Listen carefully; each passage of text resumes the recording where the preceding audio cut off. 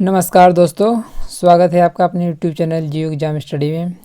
दोस्तों, JSSC PGT Jharkhand PGT 3 तारीख का जो एग्ज़ाम हुआ था 3 सितंबर को, ज्योग्राफी के क्वेश्चन पेपर का ये हम देख लेते हैं। इसमें कुल 150 क्वेश्चन थे और इसमें माइनस मार्किंग नहीं था। दोस्तों, इसमें हम 50-50 क्वेश्चन को देखेंगे क्योंकि वीडियो लंबी हो जाएगी, इसलिए हम इसमें 50-50 क्वेश्चन को देखेंगे। आइए दोस्तों, वीडियो को शुरू करते हैं। दोस्तों, इसमें पहला क्वेश्चन है 2011 के जनगणना के अनुसार झारखंड का सर्वाधिक जनसंख्या घनत्व वाला जिला कौन सा है। तो इसमें आयोग का सही जवाब है राइट आंसर सी, धनबाद। ठीक, इसमें क्वेश्चन नंबर दूसरा दिया हुआ है कि दिए गए विकल्पों में से झारखंड की प्रमुख खाद्यान्न फसल कौन सी है। तो इसमें दिया था गेहूँ, मक्का, चावल, काजू। तो इसमें चावल जो है झारखंड का प्रमुख खाद्यान्न फसल है। दूसरे नंबर पर मक्का आता है, तीसरे नंबर पर गेहूं आता है। दोस्तों, इसमें तीसरा क्वेश्चन दिया हुआ था कि ISFR 2011 के अनुसार झारखंड में राज्य का कुल अभिलेखित वन क्षेत्र RFA कितना है। तो वन क्षेत्रफल पूछ रहा था तो कितना है। तो इसमें सही जवाब था 23,721 वर्ग किलोमीटर, लगभग 32-33% जो वन है झारखंड में कुल क्षेत्रफल का इतना पाया जाता है। क्वेश्चन नंबर चौथा है कि सारंडा वन की सीमा पर स्थित है। मतलब सारंडा वन जो वन था किसके साथ सीमा बनाता है। तो सारंडा वन जो था झारखंड और उड़ीसा, उसके बाद ये आपका कुछ छत्तीसगढ़ वाला एरिया जाएगा। तो इसमें झारखंड उड़ीसा दिया हुआ है, तो सही जवाब ए होगा। तो इसमें आप देखेंगे जो झारखंड का जो दक्षिणी हिस्सा है, पश्चिमी सिंहभूम हो गया, उसके बाद पूर्वी सिंहभूम, फिर नीचे सिमडेगा है। ये सब क्या है कि इधर सारंडा वन पाया जाता है, क्योंकि यहाँ पे जो 700 पहाड़ियों का एक रहस्य नहीं है, इसी वन में पाया जाता है। क्वेश्चन नंबर 5 था कि झारखंड में ग्रीष्म ऋतु का मौसम आमतौर पर कब से कब तक रहता है। तो इसमें मार्च से मध्य जून के बीच एक ग्रीष्म ऋतु आती है। तो सही जवाब सी था इसमें। क्वेश्चन नंबर 6 को देखें तो इसमें दिया हुआ है कि अक्टूबर 2022 में झारखंड के 22 जिलों के कितने ब्लॉक सूखाग्रस्त घोषित किए गए। तो इसमें 226 हैं। ठीक, तो अगर झारखंड में कुल जिलों की संख्या पूछा जाए, झारखंड में कुल 24 जिले हैं। ठीक, क्वेश्चन नंबर 7 है कि किरीबुरू झारखंड का एक शहर है जो मुख्यतः किसके लिए जाना जाता है। लौह अयस्क, बॉक्साइट, मैग्नेटाइट, अग्निशा मिट्टी। तो किरीबुरू जो है खान है, लौह अयस्क के लिए जाना जाता है। अगला क्वेश्चन दिया था कि झरिया में कोयला खनन किस वर्ष प्रारंभ हुआ। तो झरिया आपका धनबाद में पड़ता है। ठीक, भारत में सबसे ज़्यादा कोयला कह सकते हैं, झारखंड में सबसे ज़्यादा कोयला यहीं झरिया में पाया जाता है। तो यहाँ पे कोयला खनन 1894 ईस्वी में शुरू हुआ था। तो इसमें राइट आंसर ए था, 1894। क्वेश्चन नंबर 9 दिया हुआ है कि झारखंड में तांबे के प्रमुख अयस्क भंडार कहाँ पाए जाते हैं। दुमका, गोड्डा, पूर्वी सिंहभूम, गुमला। तो जो तांबा पाया जाता है ये पूर्वी सिंहभूम यहाँ जो घाटशिला है इस एरिया में पाया जाता है। तो राइट आंसर सी होगा। क्वेश्चन नंबर 10 देखें तो दिया है निम्नलिखित में से कौन सा राज्य बॉक्साइट से संबंधित नहीं है। तो इसमें लोहरदगा, गुमला, धनबाद, लोहरदगा और गुमला दोनों। तो बॉक्साइट से संबंधित नहीं है पूछा है, तो इसमें धनबाद होगा। सही जवाब सी है। क्वेश्चन नंबर 11 है कि जिडको को कंपनी अधिनियम 1956 के तहत मतलब शामिल किया गया। कब शामिल किया गया था। इसमें 2004 सही है। क्वेश्चन नंबर 12 है दिया हुआ है कि सेंट्रल कोलफील्ड लिमिटेड का मुख्यालय कहाँ स्थित है। तो यह रांची में है। क्वेश्चन नंबर 13 दिया है कि बोकारो इस्पात संयंत्र की स्थापना किस देश की सहायता से की गई थी। तो बोकारो इस्पात संयंत्र जो है सोवियत संघ के सहयोग से की गई थी, जो कि बोकारो ज़िला में पड़ता था। इसका राइट आंसर बी है। अगर पूछा जाए कि भारत में निजी निजी क्षेत्र का जो लौह अयस्क सबसे बड़ा कारखाना कहाँ पर है, तो ये कहाँ है, जमशेदपुर में है, पूर्वी सिंहभूम में पड़ता है। जमशेदजी टाटा के द्वारा ये स्थापित की गई थी। क्वेश्चन नंबर 14 दिया हुआ कि झारखंड में मुरी में स्थित हिंडाल्को इंडस्ट्रीज किसके उत्पादन के लिए मतलब किसकी उत्पादन के लिए जाना जाता है। ठीक, यहाँ पे एल्युमिनियम का उत्पादन किया जाता है। क्वेश्चन नंबर 15 दिया हुआ है कि आदित्यपुर औद्योगिक क्षेत्र झारखंड के किस जिले में स्थित है, तो यह सरायकेला खरसावा में पड़ता है आदित्यपुर औद्योगिक क्षेत्र। क्वेश्चन नंबर 16 दिया हुआ कि 2011 की जनगणना के अनुसार दिए गए विकल्पों में से झारखंड का कौन सा शहर अत्यधिक आबादी वाला था। ठीक, अधिक आबादी वाला है, तो इसमें अत्यधिक आबादी वाला जो है आपका रांची है। ठीक, क्योंकि रांची में सबसे ज़्यादा जनसंख्या पाई जाती है, और अगर अनुसूचित जनजाति की बात करें तो यह भी रांची में ही पाई जाती है सबसे ज़्यादा। क्वेश्चन नंबर 17 दिया हुआ है कि झारखंड के दिए गए जिलों में जनसंख्या घनत्व किसमें सबसे कम है, तो जनसंख्या घनत्व सबसे ज़्यादा तो धनबाद में था और सबसे कम सिमडेगा में होगा। ठीक, और अगर देखा जाए सिमडेगा किस किस राज्य के साथ सीमा बनाता है, सिमडेगा छत्तीसगढ़ और उड़ीसा के साथ सीमा बनाता है। ठीक, क्वेश्चन नंबर 18 दिया हुआ है कि निम्नलिखित विकल्पों में संथाल समुदाय बड़े पैमाने पर राज्यों के किस समूह में केंद्रित है, मतलब संथाल जो जनजाति है किस राज्य में सबसे ज़्यादा पाई जाती है, तो इसमें उड़ीसा, बिहार, झारखंड और पश्चिम बंगाल। अगर संथाल जनजाति भारत के राज्यों में देखा जाए तो सबसे ज़्यादा झारखंड में ही पाई जाती हैं। तो झारखंड से सटे हुए जितने भी राज्य हैं लगभग यहाँ पे संथाल जनजाति पाई जा रही हैं। क्वेश्चन नंबर 90 दिया हुआ है कि निम्नलिखित में से किसके लिए अनिवार्य रूप से पैमाने या स्केल की आवश्यकता होती है, तो जैसे स्केल हम कहाँ पे उपयोग करते हैं, तो मानचित्र बनाने के लिए हम स्केल का उपयोग करते हैं, सैम्बुल या स्केच बनाने के लिए इस समय स्केल का प्रयोग नहीं करते, तो इसमें मानचित्र के लिए करते हैं। तो सही जवाब आपका सी होगा, मानचित्र। क्वेश्चन नंबर 20 है कि वनोन्मूलन किसकी संभावना को कम कर सकता है, तो वनोन्मूलन जो है डिफॉरेस्टेशन मतलब कि वन अगर कटेगा तो किसकी संभावना कम करेगा, बारंबार भूस्खलन, वन अगर वृक्ष नहीं रहेंगे भूस्खलन ज़्यादा होगा, चक्रवात ज़्यादा आएंगे, मृदा सतह का अपरदन ज़्यादा होगा, लेकिन वर्षा कम होगी। ठीक, मतलब इसकी संभावना को कम कर देगा, तो इसका सही जवाब डी होगा, वर्षा को। क्वेश्चन नंबर 21 है कि निम्नलिखित में से किसे ग्लोब का कार्बन सिंक कहा जाता है। कार्बन सिंक का मतलब होता है कि कौन कार्बन को ज़्यादा मात्रा में सोख सकता है। तो इसमें अगर देखा जाए तो सबसे ज़्यादा कार्बन को सोखने वाला महासागर होता है। ठीक, तो महासागर इसमें ऑप्शन में नहीं दिया। दूसरे नंबर पर होता है उष्णकटिबंधीय वर्षा वाले जो वन होते हैं ये होता है, तो इसमें उष्णकटिबंधीय वर्षा वन है, तो ये सही होगा। और अंटार्कटिका दिया हुआ है, तो अंटार्कटिका में वहाँ पे बर्फ़ जो है उसके नीचे कार्बन की मात्रा बहुत ज़्यादा छिपी हुई है। ठीक, ये भी होना चाहिए, लेकिन सोखने की बात हो रही है तो यहाँ पे बी सही होगा।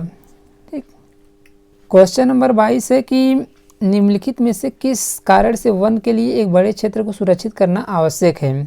ऑक्सीजन के अवशोषण के लिए, वन्य जीवन के विलोपन के लिए, आवास के लिए अधिक स्थान, या पारिस्थितिक संतुलन के लिए।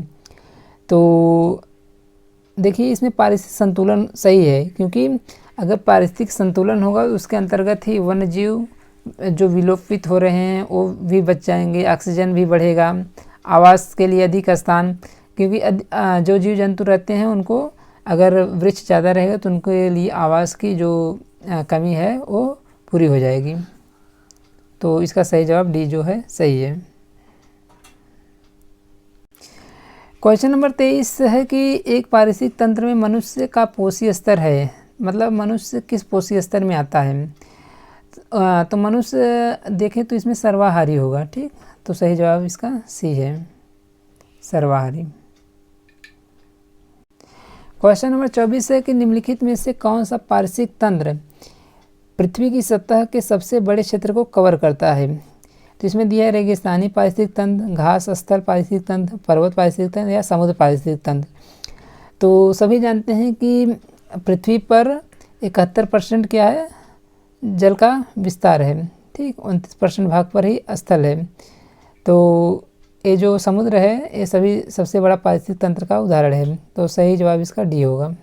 क्वेश्चन नंबर 25 है कि अल्प बेरोजगारी तब होती है जब लोग मतलब काम करना नहीं चाहते हैं, आलसी तरीके से काम कर रहे होते हैं, मतलब उनको उनके काम के लिए भुगतान नहीं किया जाता है, अपनी क्षमता से कम काम कर रहे होते हैं।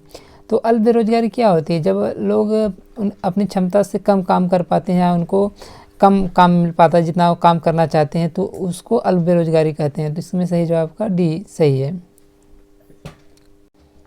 क्वेश्चन नंबर अगर 26 देखें तो इसमें दिया हुआ है ग्रेट बैरियर रीफ कहाँ स्थित है, ऑस्ट्रेलिया के दक्षिण पश्चिमी तट पे, या ऑस्ट्रेलिया का उत्तर पश्चिम तट, या ऑस्ट्रेलिया का दक्षिण पूर्वी तट, या ऑस्ट्रेलिया का उत्तर पूर्वी तट।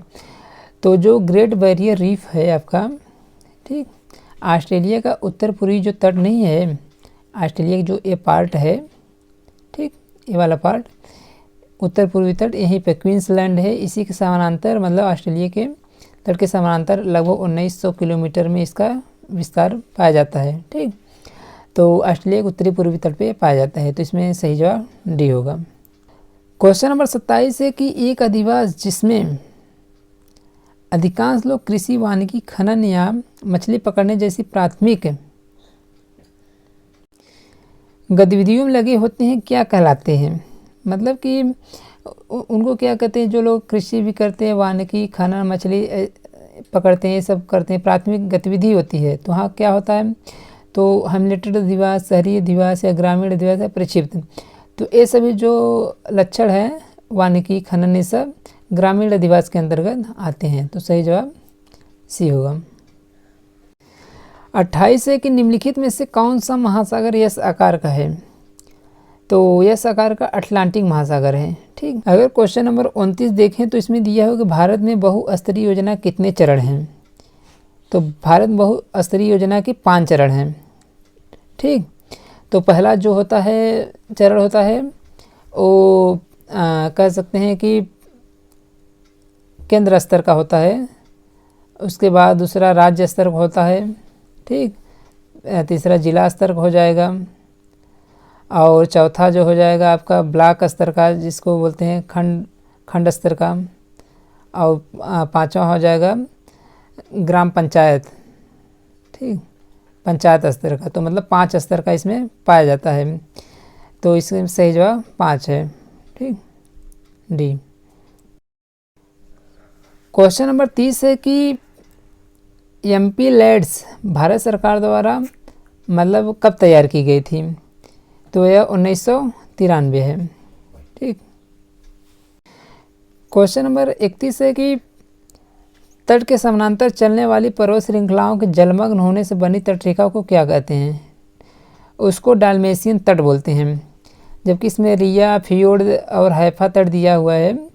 तो रिया क्या होता है, नदियों के मुहाने पे ही बनता है, और फियोर्ड क्या होता है, जैसे ये उच्च अक्षांशों में बनता है, जहाँ पर बर्फ़ वाला क्षेत्र होता है वहाँ बनता है। हैफा तट जो होता है जैसे ये भी बनता है मतलब तट के समानांतर, लेकिन ये कम ही बन पाता है। तो इसमें सही जवाब जो है उसमें डाल्मेशियन तट होगा। क्वेश्चन नंबर 32 है कि स्थलाकृतिक मानचित्र में किसको दर्शाने के लिए नीले रंग का उपयोग किया जाता है। तो स्थलाकृतिक मानचित्र आप लोग देखे होंगे तो इसमें जल संबंधी विशेषता जैसे समुद्र को हम दिखाते हैं, या जलाशय हो गया, झील हो गया, ये सब दिखाने के लिए हम नीले रंग का प्रयोग करते हैं। तो इसमें सही जवाब सी होगा। क्वेश्चन नंबर 33 है कि मानचित्र में उपयुक्त उत्तर तीर का उद्देश्य क्या है। मतलब उत्तर जो तीर होता है मानचित्र में, इस प्रकार से नॉर्थ लिखा रहता है, तो क्या दिखाता है, मानचित्र उन्मुखीकरण, मानचित्र का शीर्षक, या मानचित्र की किंवदंती, डेटा फ्रेम। तो मानचित्र में प्रयुक्त उत्तर तीर जो होता है मानचित्र के उन्मुखीकरण, मतलब कि उत्तर दिशा को प्रदर्शित करता है। क्वेश्चन नंबर 32 है कि पृथ्वी की प्राकृतिक विशेषताओं जैसे पहाड़, नदियाँ और झीलें दर्शाने वाला मानचित्र किस प्रकार का है। तो उसमें देखेंगे तो इसमें भौतिक मानचित्र होगा, ठीक, क्योंकि भौतिक मानचित्र के अंतर्गत ही हम लोग पहाड़, नदियाँ, झील ये सब दिखाते हैं। जलवायु मानचित्र में हम लोग जलवायु संबंधी विशेषता देखते हैं, ठीक। क्वेश्चन नंबर 35 है कि मानचित्र पर दिखाई गई विभिन्न विशेषताओं का प्रतिनिधित्व करते हैं और पैमाने पर नहीं खींचे जाते, मतलब तो इसमें क्या है, रूढ़ प्रतीक है, ठीक। सही जवाब डी है। क्वेश्चन नंबर 36 है कि इस पर दिया है कि एक मौसम मानचित्र पर किसी विशेष वायुमंडलीय चर के समान वाले बिंदुओं को जोड़ने वाली किसी भी रेखा के लिए शब्द है। मतलब कि मानचित्र पर किन्हीं समान बिंदुओं को मिलाने वाली, चाहे समान लवणता हो गया, समान वायुदाब हो गया, ठीक, समान ऊंचाई हो गया, ये सभी जोड़ने वाली रेखा को मतलब कि एक कोई शब्द का प्रयोग किया जाए, उसको क्या बोलते हैं, आइसोप्लेस, सम्मान जिसको बोलते हैं, ठीक। तो सही जवाब डी है। क्वेश्चन नंबर 37 दिया हुआ कि सेक्टर आरेख और किस नाम से भी जाना जाता है। सेक्टर आरेख, ठीक, जिसको त्रिज्यखंड आरेख भी बोलते हैं, तो इसको पाई आरेख के नाम से जानते हैं, ठीक।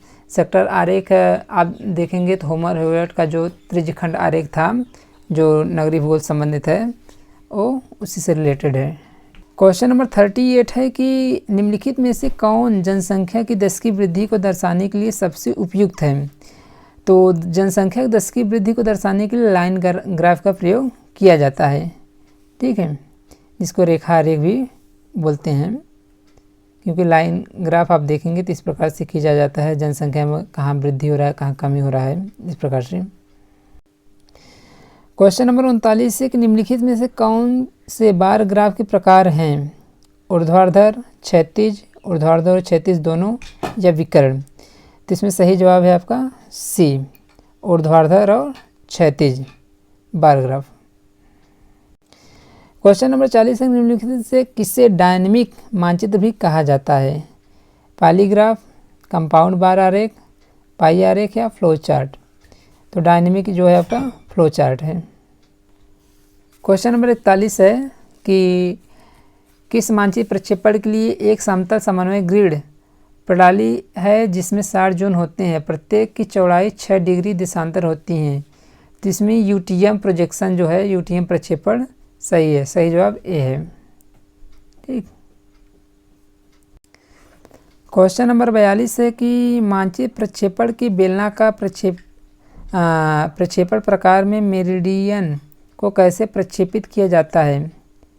तो इसमें कैसे दिखाया जाता है, ज्यामितीय रूप से, ज्योमेट्रिकल, सही जवाब भी है।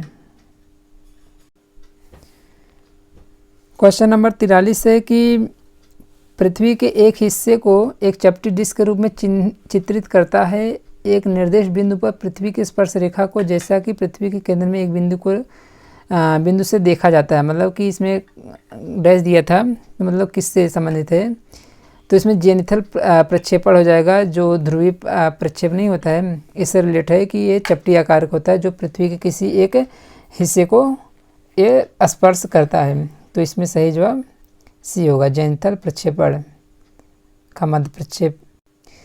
क्वेश्चन नंबर 44 दिया हुआ है कि इसमें डैश दिया हुआ है कि में पृथ्वी की सतह का एक सपाट, सरलीकृत और मानक ज्यामितीय प्रतिनिधित्व शामिल है, जिसे नक्शे, चार्ट या ब्लूप्रिंट के रूप में प्रस्तुत किया जाता है।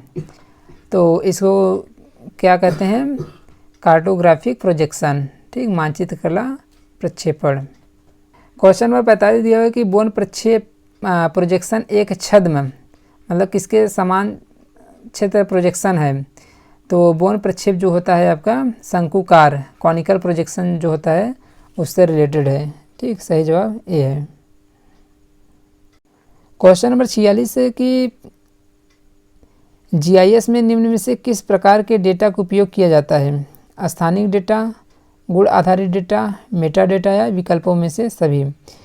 तो जीआईएस जो होता है, जियोग्राफिकल इंफॉर्मेशन सिस्टम जो होता है, तो इसके अंतर्गत सभी डेटा का उपयोग किया जाता है, विकल्पों में से सभी, डी। क्वेश्चन नंबर 47 है कि वह प्रणाली जो सूर्य को विद्युत चुंबकीय ऊर्जा के स्रोत के रूप में उपयोग करती है और वस्तु प्राकृतिक रूप से विकिरित और परावर्तित ऊर्जा को रिकॉर्ड करती है, क्या कहलाती है? तो भौगोलिक सूचना प्रणाली, वैश्विक स्थान निर्धारण प्रणाली, निष्क्रिय सुदूर संवेदन या सक्रिय सुदूर संवेदन। तो आप लोग जानते होंगे कि जो सूर्य के प्रकाश में फोटोग्राफी की जाती है तो उसको निष्क्रिय फोटोग्राफी या निष्क्रिय सुदूर संवेदन कहते हैं, और जो रात के समय में फोटोग्राफी की जाती है उसको सक्रिय सुदूर संवेदन या सक्रिय फोटोग्राफी कहते हैं। तो इसमें सही जवाब सी है। क्वेश्चन नंबर 48 दिया हुआ है कि रिमोट सेंसिंग में इस्तेमाल होने वाला लीडार का पूर्ण रूप क्या है? तो लीडार का फुल फॉर्म है लाइट डिटेक्शन एंड रेंजिंग। इसी प्रकार जो रेडार होता है, ठीक, रेडार होता है उसका होता है रेडियो डिटेक्शन एंड रेंजिंग, ठीक, उसी प्रकार से लीडार भी होता है लाइट डिटेक्शन एंड रेंजिंग। तो सही जवाब डी है। क्वेश्चन नंबर 49 दिया हुआ है कि डैश है पहले कि को एक ही क्षेत्र में दो समान फ्लाइट्स के बीच समय अंतराल के रूप में दिया जाता है, जिन्हें पुनरावृत्ति दर भी कहा जाता है। इसको टेम्पोरल रिजोल्यूशन कहते हैं। सही जवाब ए है। क्वेश्चन नंबर 50 दिया हुआ है कि रिमोट सेंसिंग तकनीक संवेदी वस्तुओं द्वारा उत्सर्जित, परावर्तित या विवर्तित डैश है कि के गुणों को उपयोग करती है। तो यह विद्युत चुंबकीय तरंगों का उपयोग करती है, इलेक्ट्रोमैग्नेटिक वेव, ठीक, इसका उपयोग करती है। तो सही जवाब का बी होगा, ठीक।